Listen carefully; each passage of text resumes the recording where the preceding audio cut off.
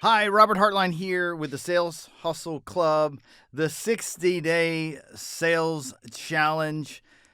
I am here with my good friend David Florence from Evolution of Dave, who is joining us, and me right here in the UK in his neck of the woods. How are you? Good, and it's really good to have you here. It's nice to be able to show you a bit of Blighty, as we call it. And I know you've seen a bit of London, and now you've been Yes. out southwest to beautiful Bath, Yes. seen the contrast of the big city versus the country. Absolutely, absolutely. And it's fun. We spend a lot of time on Zoom together, Mm, but being in person is just completely different. mm, And I think that is, what our clients, that our salespeople that we work with, our sales leaders that we work with experience that too. There is a contrast between Zoom mm, and physical in-person mm, energy.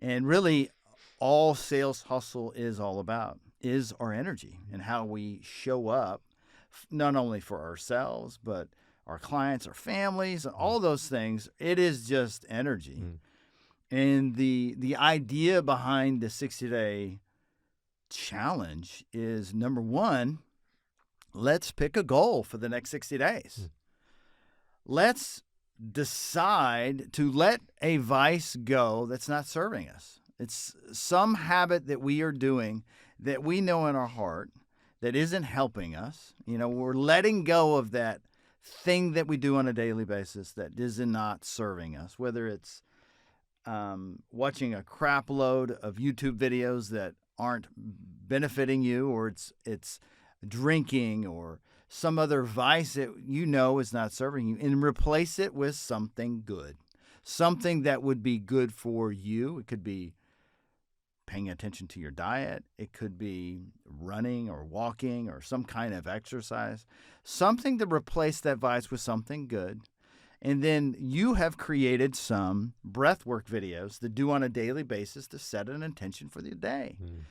And at the end of the day, fill out a journal online, what your experience on this 60-day challenge, and you start to evolve. You start to change, and that's all that you teach on your channel, Evolution of Dave. Is this evolution of Dave, right?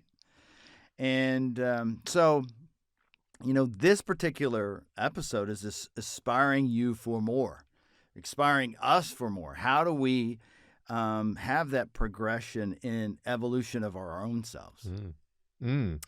Yeah, and are you getting excited by this idea? As in, should you need to be inspired? If you've gone through this challenge successfully and you've removed maybe more than one vice, because if you've moved the right vice, hopefully that's the vice that was really sucking you of energy, of positive energy. And a lot of it is quite often because we all fall foul of these. Yes. It's that, or maybe it's the choices that you made in order to numb the present experience, through alcohol, through drugs, through whatever it might be. When you remove those successfully after 60 days, you should theoretically be inspired already for more. Right. As Right. in, where are you going to take your business? Where are you going to take your sales career? Where are you going to take you as a person and how you show up as father, wife, Yes. All of those things. all of those sorts of things. So I get the feeling, though, sometimes we do need inspiration.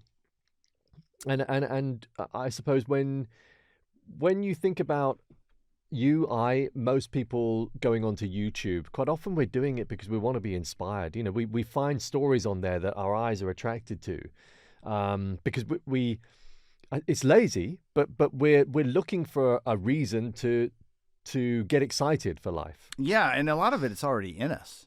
Yeah, absolutely. It's just rediscovery, something we already knew. Yeah. Like none of the things I think that you and I maybe even talk about or surprising, right? There may be some tips and tricks about whether breathwork styles or those kind of things or other new tools, but at the end of the day, we are just reminded of something that we already knew.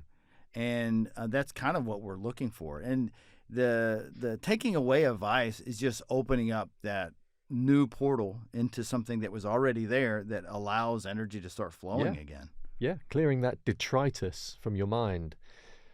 Because ultimately, that's what modern living is, especially in the Western world. If we were living in another part of the world, in caves, Right.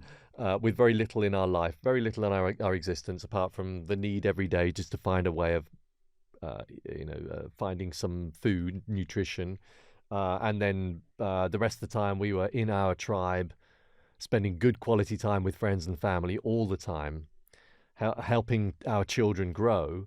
We wouldn't need this podcast. We wouldn't need these kind of ideas, because our life would be in a pretty healthy flow, wouldn't it? Yeah. It's actually all of the shit that we've accumulated through modern living that prevents us from having a life of flow. And, great philosophers have been talking about this for forever. This is well before we had phones. I mean, our minds have always been this constant chitter chatter upstairs that we battle with. And it with some of these practices, we can stay more in the present, to spend the energy in the places that we all want to do. We got a short time here. Let's make the most of how we interact with everyone. Yeah. So ultimately, what would one take from this exercise of the 60-day challenge? Well, hopefully, it will have given you the idea that when you enact or when you create some discipline in your life by doing something that's hard, that is ultimately good for you, is healthy, and gives you freedom to a certain extent from the mind, then hopefully you are now thinking, what's next? What do I do next? How can I keep going in this exploratory journey? In the same way that my channel, Evolution of Dave, was all about that, in the sense that I figured that I wanted to optimize my mind and my body. And therefore, once I'd gotten to a point of, learning breath work, diving into cold water and totally sort of energizing mind and body, I then wanted more. I had an insatiable appetite for finding out more. And I'm hopeful that a challenge like this puts somebody on that path, for excitement of what's next. Yeah, and what I keep saying through this whole challenge is, your bank account is a direct reflection of your current energy. And if you want to increase your sales, I'm just making the assumption, if you're watching this or listening to this, you are looking to grow your sales. You're looking for that extra edge. And you find that extra edge already within you. It's not something that you have to add to. Now, you may have to feel like you're adding to something to your life if you're in a place where things are not working like you would like them to. And so by taking them away and putting something new, we're not adding much more load. There is not more load. In fact, I think it's probably even Steven, is the way I look at it, is if you're taking away something that was sucking your energy and you're replacing it with something that adds to, you're ultimately, at the end of the day, going to feel more energy to power through. And in sales, you have to, you find yourself in situations where you're facing more fear. I mean, the reason people don't like sales is they don't like the fear. They don't like the rejection. They don't like how it makes you feel. And what I've learned through, dealing with fear, fear is best dealt by facing it, and it's not as bad as it appears, and it can be quite fun at the end of the day when you start in that practice of facing the fear. But you have to be strong. You have to have energy. If you don't have those things, you will that lack of energy will make you resist it. And then you kind of, when you resist something, what happens? Things always get worse. You can put just as much resistance into something as you could putting energy into. There's just as much energy to resist it than it is to power through. And it's just a decision. And at first it may feel, hey, I'm resisting this. Maybe you're tricking yourself and it's okay. But at the end of the day, it still rides with you. It's still going to be a drain on you. And really, what I keep talking about when it comes to this energy part is when you have a positive reaction to energy that you've put in, let's say facing your fear, you walked into that door to that business, and the person was really in a mode of not receiving your message very well, right? They're pushing you out of the door, and you were able to say that one thing that was a little bit bold, made them stop and think for a minute, and then suddenly you're engaged in a conversation. You're talking about the problem you know they have, and now you have the solution for the problem they have, and then they're asking questions about what you are providing, and you're in that sales world where you're solving someone's pain. Guess what? Man, that feels good when you have an opportunity right in front of you. You're writing a proposal up and you go, man, I faced that fear and look what happened. Mm. Where else can I do this? And yeah, sometimes the people are going to say it's a numbers game, but it's overcoming a fear game. It really is. And you are the expert, I think, in that respect. And I think through you having done that, through facing your fear, you've become more resilient. And that can be applied, that idea can be applied to everything in life that has a fear attached. You know, when you face your fear, I remember when I figured, I don't have a comfortable attitude to heights. And maybe same dealing with that right maybe now. That's rational. Yeah, maybe that's rational. But then I decided, therefore, I was going to face the fear by climbing in order to overcome it. So, yeah, I love what you've just said there, actually. I think, especially in sales, because I remember that in sales, you become resistant to doing the really hard things. Well, you know, what that does is when you have a positive experience from facing a fear, you're building that callus of the mind to realize, hey, I can do this. I can face this. And, you know, I think what I hope to do with this challenge, this is a challenge for me.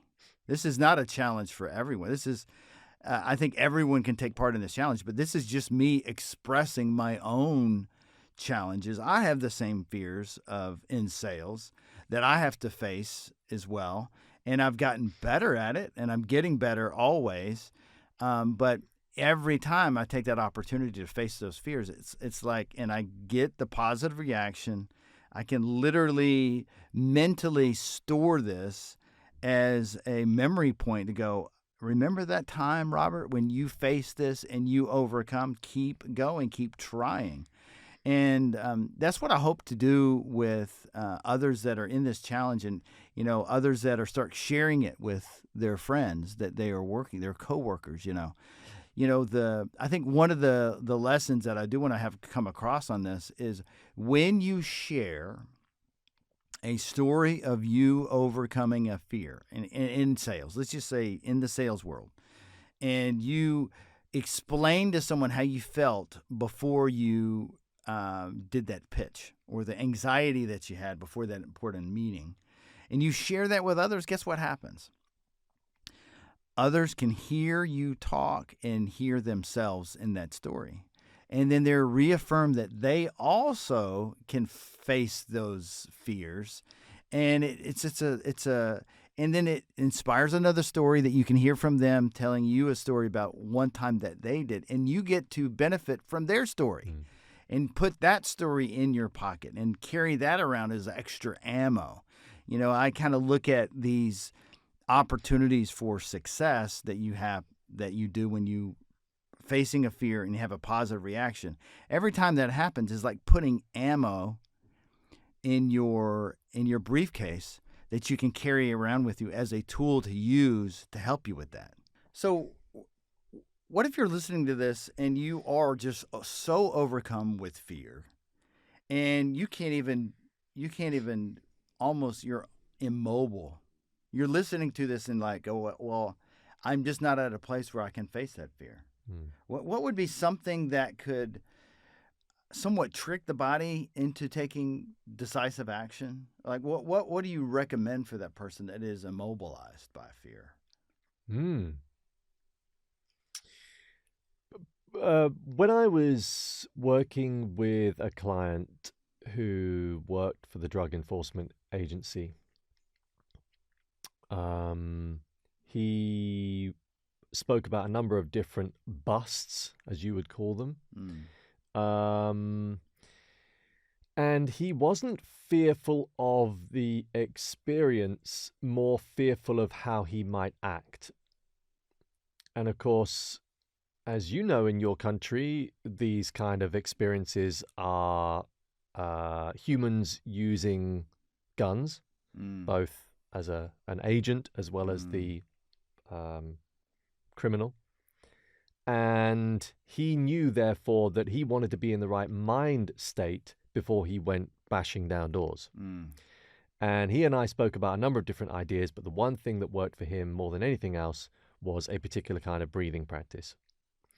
The great thing about breath work is that it can do a number of different things. It can give you energy, it can calm the mind, it can give you clarity, it can optimize your respiratory pathway. There's a long list of different things it can do.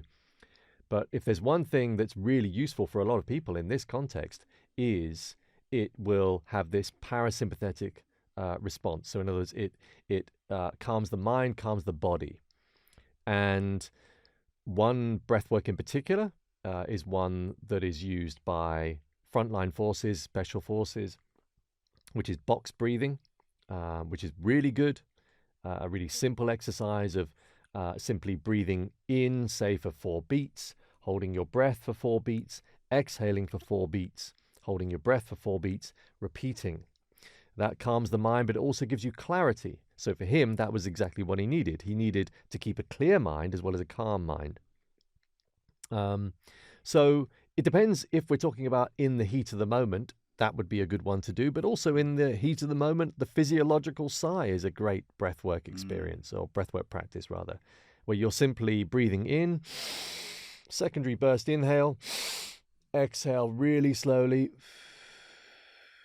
as if you're blowing through a straw, really slowly, and you repeat 3 or 4 times. That puts you in a calmer state. You would then have a window of opportunity to think rationally, to think sensibly, to think, in other words, you're able to have that inner dialogue with the mind.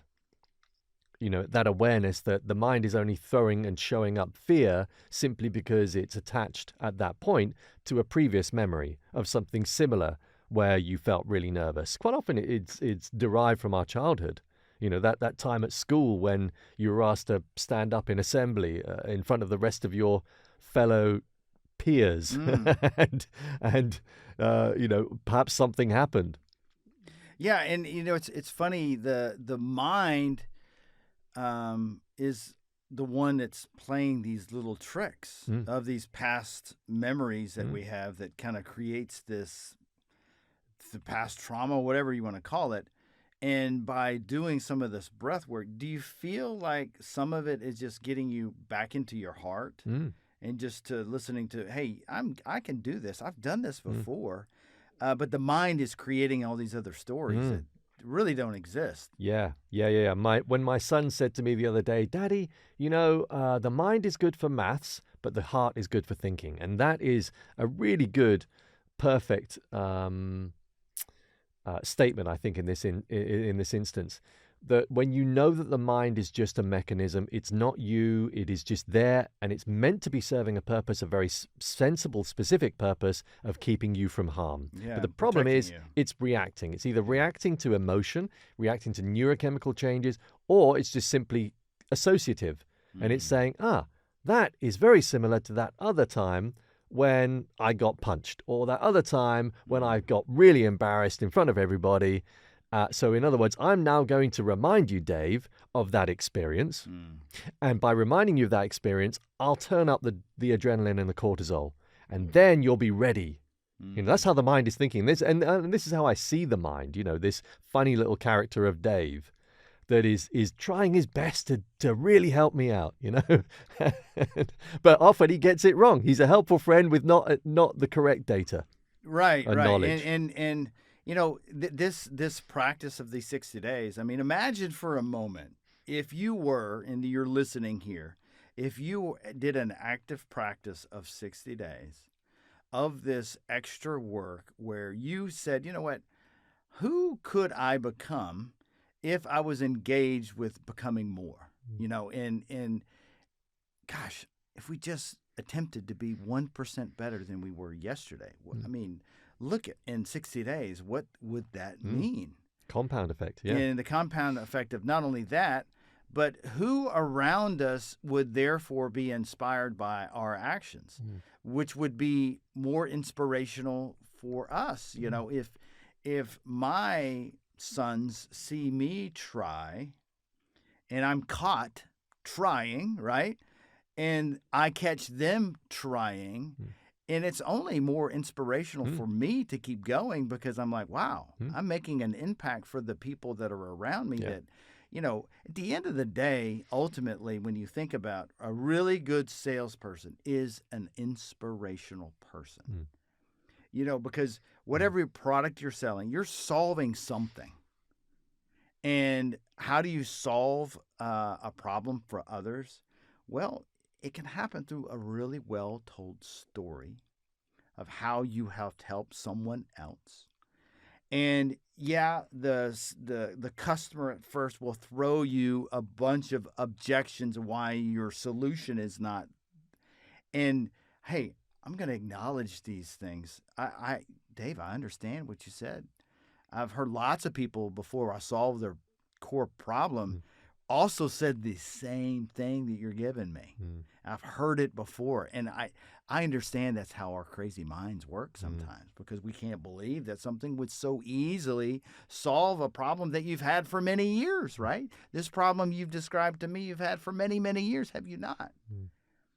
Well, yeah, the mind, of course, is going to have an objection. There's no way that this can be solved. Well, it can. And a good, well-told story facing the danger of the objection will help you push through. And it's in this sales hustle challenge of recognizing the power of our energy to operate from our heart into our day-to-day and not in our mind, because our mind it's going to do what it does. I've been studying this book called The Untethered Soul, Michael Singer, and it talks about these conversations that we can see happening in our minds.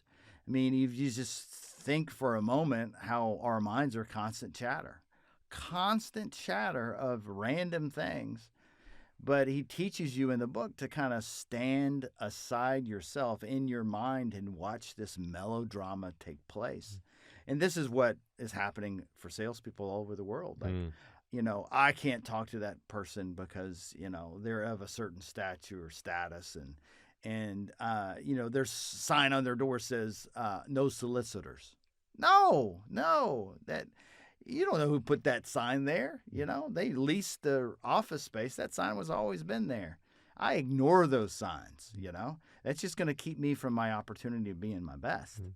And what do you feel like is a good? Why should someone care about this? What's the point of all this? Yeah, really good point and good question. The point of this really is that this goes beyond you as a salesperson. It's called the Sales Hustle Challenge, yes, but you should, once you've started it, you should have realized that, actually, this can reflect across all areas of my life. And that's really the point, I think, for me and I think for you, that we are working with salespeople, yes, but we are working with humans. We're all the same. We're all exactly the same. We're all connected to each other. We all feel the same. And your little story earlier actually reminded me of something that I remember many, many years ago in sales. That it was a way of telling a story of feel, felt, found. Yeah, feel, felt, found. Yeah, I love that. It did. Okay, yeah. So it wasn't just an English thing. Obviously, it crossed borders. But yeah, so what's the point? The point is, if you figured it out, which you should be able to pretty easily when you start doing this challenge, that this can be something far greater than the challenge itself. It should be something that enables you to start thinking, okay, how do I now change my routine?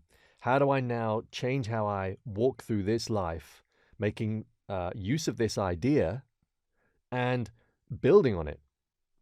As you say, callousing the mind, good old David Goggins idea, becoming more resistant to the fight flight response, understanding our mind, knowing it's not us, being able to stand aside from the mind, which you can do, which sounds really complicated, but it isn't. And The Untethered Soul is a good one. The Power of Now by Eckhart Tolle, and all those books, they all pretty much say the same thing. And you need to read all of them because they're all going to speak to you in different ways.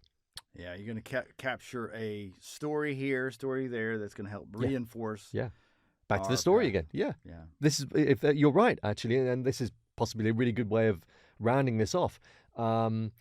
We've all humans have become used to sat in a circle with other humans in a group and listening to stories. It's through stories that we learn, we get inspired, we get excited for living. Absolutely. And that's what a good salesperson does, as long as they do it in an authentic way. Yeah, from the heart. Yeah, exactly. Sure. Yeah.